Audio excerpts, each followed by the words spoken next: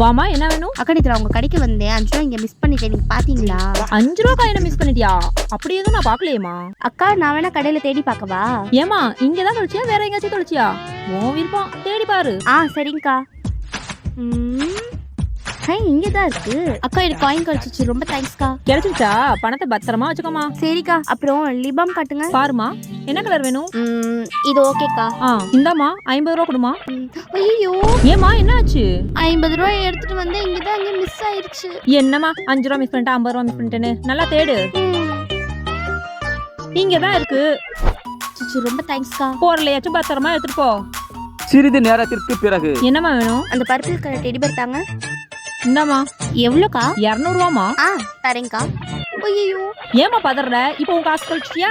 ஆமாக்கா, 500 ரூபாய் எடுத்துட்டு வந்தேன், இங்கதான் இங்க மிஸ் ஆயிருச்சு. இதே உனக்கு வாடிக்கையா போச்சு, தேடுமா. எங்க அம்மா அர்ஜென்ட்டா ஒரு பர்த்டே ஃபங்க்ஷன் போயிட்டு இருக்காங்க, இந்த டாய் தரலன்னு எங்க அம்மா திட்டுவாங்க. 5 ரூபா மிஸ் பண்ணிச்சு, 50 ரூபா மிஸ் பண்ணிச்சு, ரெண்டுமே இங்கதான் இருந்துச்சு. அதே மாதிரி 500 ரூபாவும் இங்கதான் இருக்கும். சரி, அர்ஜென்ட்ங்கிற நீ எடுத்துட்டு போமா. அக்கா, அப்ப நான் மிஸ் பண்ண 500 ரூபா. நீ போமா, இருந்தா நான் தேடி வைக்கிறேன். ரொம்ப தேங்க்ஸ்க்கா. அவங்க எவ்வளவுதான் தேடினாலும் அந்த 500 ரூபாய் கிடைக்கவே கிடைக்காது.